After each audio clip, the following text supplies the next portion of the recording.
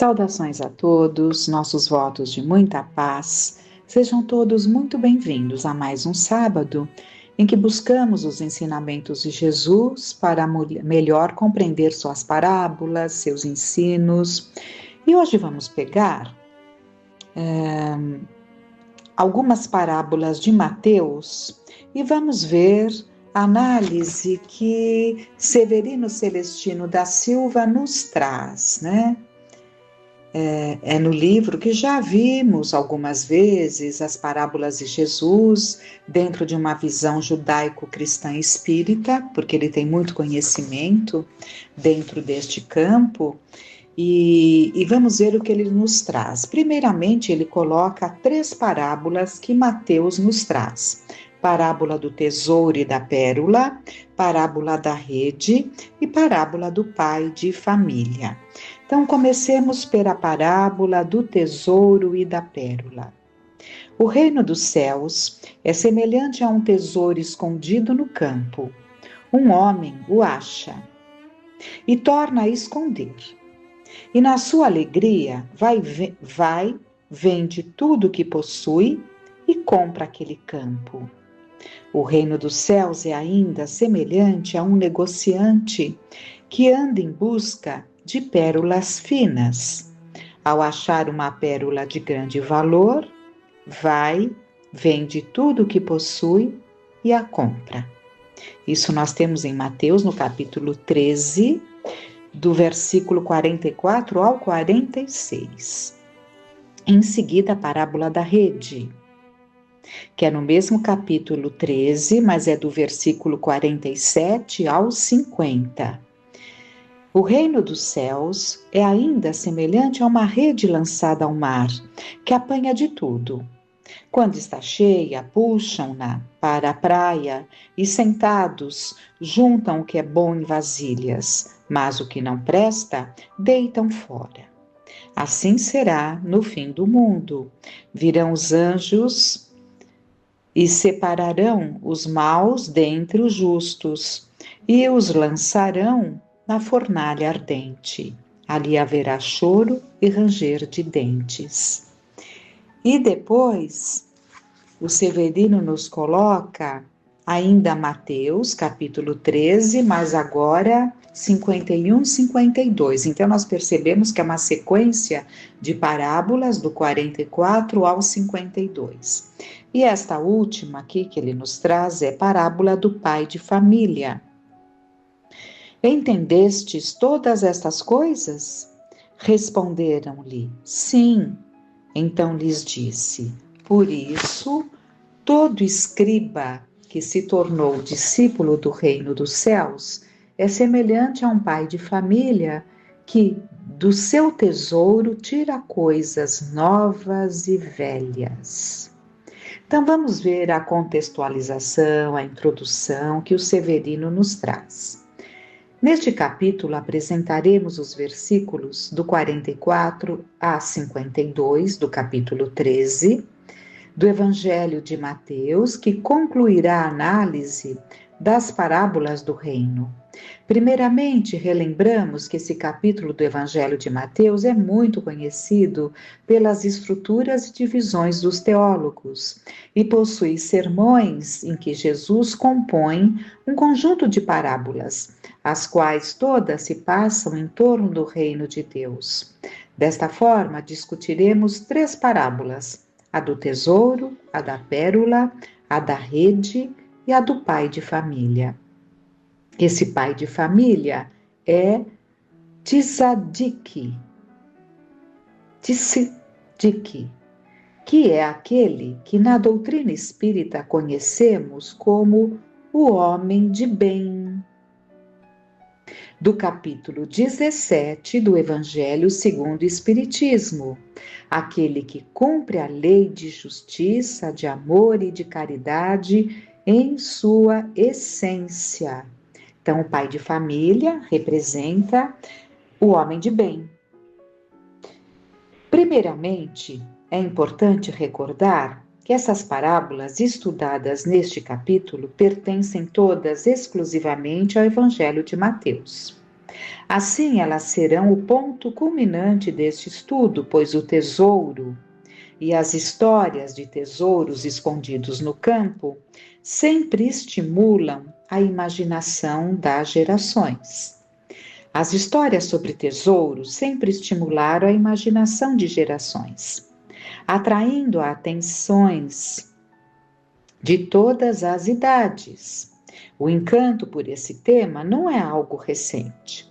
Desde criança, conhecemos as grandes produções cinematográficas que se constroem ao redor do tesouro. Há personagens como Indiana Jones, histórias e tesouros escondidos dos piratas. Além do cinema, ele está presente nos livros, nos jogos. O jogo de caça-tesouro, por exemplo, cria uma espécie de misticismo sedutor em torno do conceito do tesouro, pois ele é uma coisa boa a ser encontrada. Para aqueles que o veem somente do ponto de vista material, o melhor do tesouro é que ele somente dá lucro, traz alegria e não custa nada para aquele que o encontra.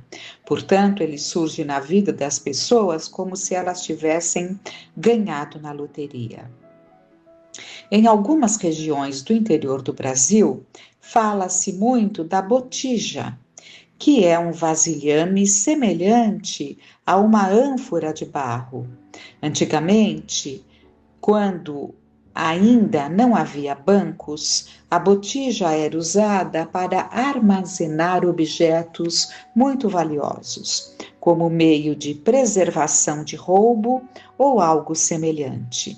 Uma vez colocado esse tesouro na botija, esse recipiente era enterrado. No entanto, muitos morriam sem resgatar o seu tesouro e depois de enterrá-lo. Né? Então, antigamente, repetindo, quando ainda não havia bancos, a botija era usada para armazenar objetos muito valiosos, como meio de preservação de roubo ou algo semelhante. Uma vez colocado esse tesouro na botija, esse recipiente era enterrado. No entanto, muitos morriam sem resgatar o seu tesouro depois de enterrá-lo. Há diversas histórias relacionadas a pessoas que encontraram tesouros enterrados dentro dessas botijas e usufruíram do dinheiro ou objetos que existiam dentro delas. As histórias dos tesouros escondidos no campo não são diferentes e mexeram com o imaginário coletivo desde a época de sua criação. Percebemos mais uma vez o quão perspicaz foi Jesus em suas palavras, pois ele criou, além de um mistério, uma curiosidade e uma ânsia para toda a humanidade que sente que precisa encontrar um tesouro. Uma comparação desse tesouro com o reino dos céus, como será visto em seguida. Como grande contador de história que Jesus era, ele se aproveitou desse ministério todo com grande propriedade. Além disso, Israel, por ser um país antigo, é um país que relata muitas histórias de tesouros onde a arqueologia tem um papel muito importante. Em Jerusalém, ainda nos tempos de hoje, existem moradores que cavam os próprios quintais, visto que podem encontrar ali moedas do tempo do Império Bizantino. O que há naquela cidade de tesouros arqueológicos é muito impressionante, embora a questão do pertencimento desses tesouros seja outro ponto a ser discutido. Mas se constrói a ideia de que qualquer pessoa pode encontrar um tesouro desses, às vezes até mesmo no próprio quintal.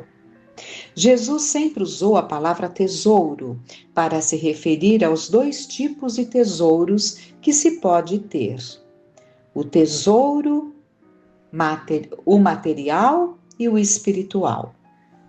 Identificamos os dois lados desta moeda em sua interação com o moço rico, que lhe pergunta: eu já faço tudo o que é preciso fazer para ganhar a vida eterna pelos seus ensinamentos de não matarás, não roubarás. Eu já cumpro todos os ensinamentos da Torá. O que mais é necessário que eu faça? Pergunta Jesus àquele jovem. A esta questão, Jesus responde: se queres ser perfeito, vai, vende os teus bens, dá o dinheiro aos pobres e terás um tesouro no céu. Depois vem e segue-me. Com isso, Jesus demonstra que esse sucesso procederia de destituir-se do tesouro material, o que o moço possuía, para alcançar o tesouro espiritual. Jesus também sempre fala: não acumuleis para vós outros tesouros na terra, onde a traça e a ferrugem destroem e onde os ladrões arrombam para roubar. Isso nós encontramos em Mateus, no capítulo 6, do 19 ao 21, versículo. Desta forma, é preciso perceber que Jesus demonstra que esse sucesso derivaria de separar o tesouro material que o moço rico possuía para alcançar o tesouro espiritual. Como se vê, a analogia do tesouro já estava presente no Evangelho. Ele sempre a usava em suas palavras. Aqui no caso desse jovem, nós sabemos que, na verdade, a ideia não é que ele vendesse tudo e ficasse um pedinte, né? Mas era para mostrar a esse moço, a esse jovem, que ele não estava tão preparado quanto ele imaginava. Ele cumpria, sim, aqueles preceitos dos mandamentos, né? Mas ainda lhe faltava esse interesse, essa aquisição pelo tesouro espiritual. Por isso Jesus toca no ponto que para ele era importante, para que ele percebesse que ainda lhe faltava, né? Mas o Severino continua. Há uma história verídica e que é muito inspiradora de um senhor que mora na Capadócia, Turquia. Mesmo sendo deficiente físico, pois não possui um braço, ele comprou uma gleba de terra, onde queria plantar hortaliças, verduras, legumes e frutas. Enquanto arava o terreno para o seu cultivo, o instrumento que usava bateu em uma espécie de parede. Isso chamou muito a atenção, e ao começar a escavá-la, ele não encontrou um tesouro do tipo que se está acostumado a encontrar. Para sua surpresa, ele encontrou uma cidade subterrânea. Em vez de cultivar o campo como havia planejado, decidiu explorar turisticamente o tesouro que encontrara. Agora ele possui barracas de souvenir para turistas lá, e há sempre construções novas naquele espaço que tem crescido a cada vez que lá voltamos, onde podemos observar o crescimento do lugar. Ele se tornou muito rico com essa descoberta, ainda que a pessoa que vendeu o terreno para ele possa estar muito triste por ela mesma não ter encontrado essa cidade subterrânea. É por meio de histórias reais como essa que podemos entender como Jesus soube utilizar esse misticismo e essa curiosidade em torno deste tema com muita didática. Esta compreensão aguça o entendimento da parábola do tesouro escondido, da parábola do grande valor, da rede e do pai de família. Ao olharmos para a história do Brasil, é possível traçar outro paralelo com essa imagem do tesouro construída por Jesus. Em São João del Rei, no estado de Minas Gerais, há uma mina de ouro que foi encontrada por uma criança que estava brincando no quintal de sua casa. Ao atirar uma pedra, uma parede inteira desmoronou e ali foi encontrada uma mina de ouro. Retornando ao tempo de Jesus, ou até mesmo um pouco antes disso, podemos dizer que casos como esse eram muito mais comuns. Naquela época, o povo de Israel vivia sob o domínio do Império Romano. no capítulo 1 do livro de Paulo e Estevão, tomamos conhecimento de como a sorte e o futuro eram muito incertos naquele tempo. Um exemplo é a narrativa da cena em que Jochebed estava indo até o mercado quando recebe uma notícia que daria continuidade à destruição do patrimônio da sua família. Ele conta que naquele momento ele já havia perdido a sua esposa em função das perseguições e de todo o martírio que os romanos traziam, e por essa razão a sua sorte era incerta. Em Cafarnaum, nesta época, os judeus e galileus podiam receber altíssimas cobranças de impostos, valores muito maiores do que realmente deviam. Um morador poderia ser visitado por soldados romanos ou ser preso por estar no lugar errado e na hora errada, ou simplesmente por não cumprimentar ou até mesmo por cumprimentar um soldado romano.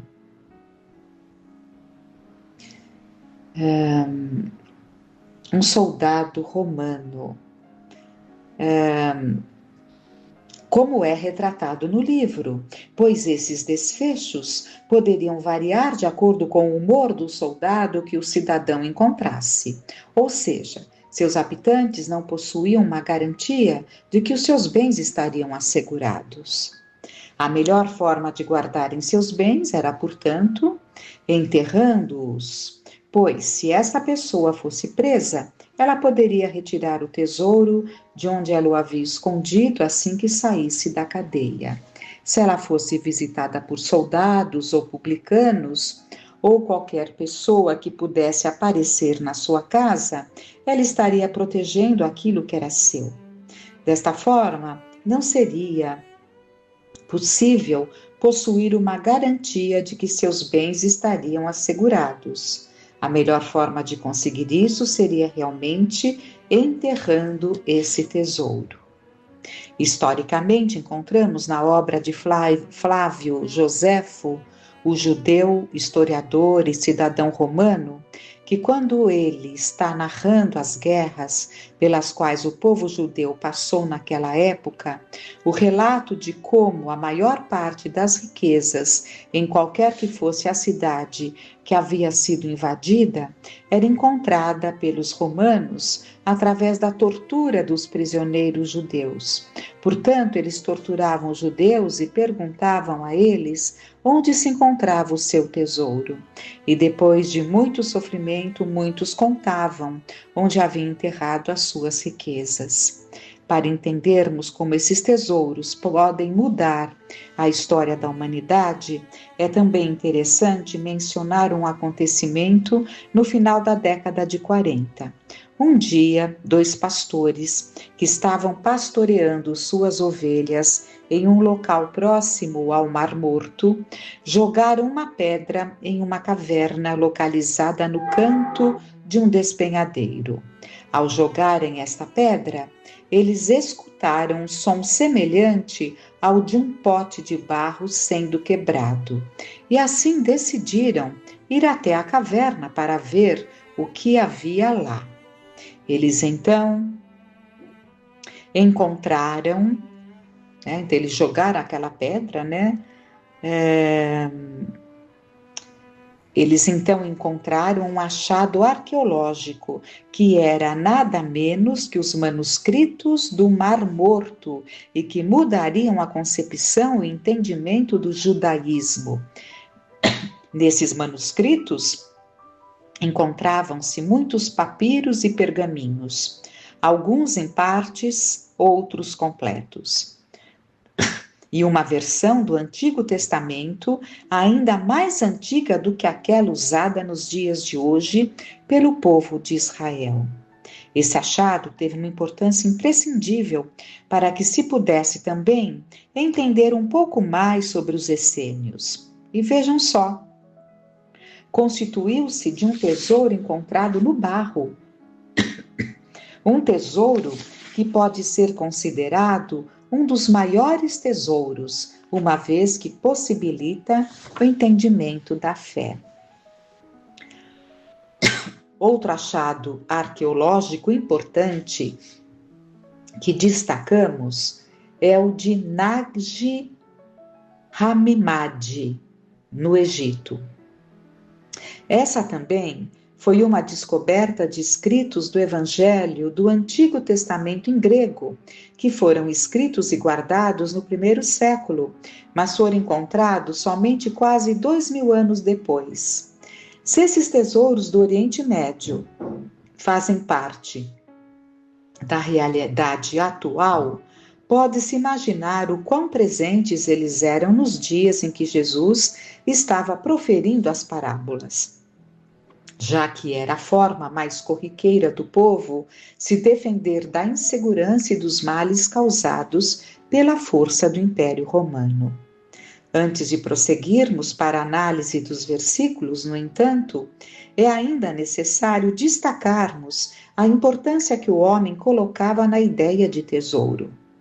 Ele não era somente o resultado de bens, como ouro e joias enterrados. Havia nele também outros aspectos significativos. Em Jeremias 41, há uma história que retrata bem esses outros aspectos. Ismael, filho de Netanias e filho de Elisama, que era da linhagem real, veio em busca de Gedálias, filho de Aicão e neto de Safã, acompanhado dos grandes do reino e mais 10 homens. Com seus 10 homens, Ismael matou Gedálias, aquele que o rei da Babilônia havia colocado como governador da terra. Ismael também matou todos os judeus que estavam em Gedália, em Mispa, assim como os caldeus. Mais à frente, no capítulo 41, há o seguinte trecho. Quando os alcançou, disse-lhe: Vinde aonde está Gedálias, filho de Aicão. Mas quando entraram no meio da cidade, Ismael, filho de Netanias, estrangulou os homens que estavam com ele e ordenou que os atirasse no fundo de uma cisterna. Havia, contudo, 10 entre esses homens que disseram: Ismael, não nos mates, pois temos no campo provisões escondidas, temos tesouros nos campos. Isso nós encontramos em Jeremias 41, versículo do 7 ao 8. É significativo, continua o Severino, ressaltar que aquilo que estava escondido por eles no campo era trigo, cevada, azeite e mel. O que destacamos nessa passagem é que era costume enterrar 4 das primícias. Ou seja, era costume enterrar aquilo que era mais importante em decorrência das perseguições humanas que ocorriam. Esse costume continuou mesmo depois de Jesus, como constatamos nos achados do Mar Morto e de Nag Hammadi, no Egito. No Mar Morto foram achadas praticamente todas as cópias dos livros da primeira revelação. Somente não foram encontrados o livro de Esther e um outro documento. Todo o restante foi encontrado, inclusive vários livros de um mesmo tipo, vários documentos dirigentes, cópias de Isaías e assim sucessivamente. No Egito foi encontrada a maioria das obras apócrifas do Novo Testamento, incluindo o Evangelho de Tomé e o Evangelho de Judas. Neles dispomos de 2 tesouros distintos, porém, esses são tesouros muito mais valiosos do que qualquer outro tesouro material, pois nesses tesouros foram encontradas heranças, seja a herança dos essênios no Mar Morto ou a herança de Nag Hammadi no Egito. Esses tesouros são provas de que era costume não somente enterrar o ouro, mas tudo que tinha valor real, como as primícias. Jeremias, capítulo 41, versículo 8. E os escritos. Qualquer pessoa que leia este capítulo de Jeremias entenderá que a razão para aqueles homens não terem sido mortos por Ismael foi porque eles lhes disseram aquilo que lhe interessava, o local onde as primícias estavam enterradas. A partir dessa introdução do contexto dessas parábolas e do conceito de tesouro existente desde a época de Jesus, podemos dar início à análise dos versículos. E com esse conhecimento prévio, conseguiremos entender por que Jesus utilizou esse tema. Então, é interessante notarmos, que Jesus se utilizou de uma prática, de uma realidade, de um comportamento dos judeus, E utilizou de diversas formas, Se falando, inclusive, do tesouro do coração, que pode ser um afeto, pode ser algo material, Então, pode ser alguém, um afeto, pode ser um tesouro propriamente dito, que não sai da nossa mente porque temos aquele tesouro guardado, mas o medo que seja corroído, percebido, roubado, nos consome e nosso pensamento fica nele. Tragamos isso para os tesouros atuais, para as coisas que prezamos exageradamente, a ponto de nos adoecer e de nos causar transtornos. Mas Jesus fala mais ou menos assim. O seu coração está, ou a sua alma está, onde está o seu tesouro. O que ele quis nos ensinar? Aquilo que nós prezamos, nós estamos lá. Se é guardar um tesouro de forma doentia, nosso pensamento estará lá.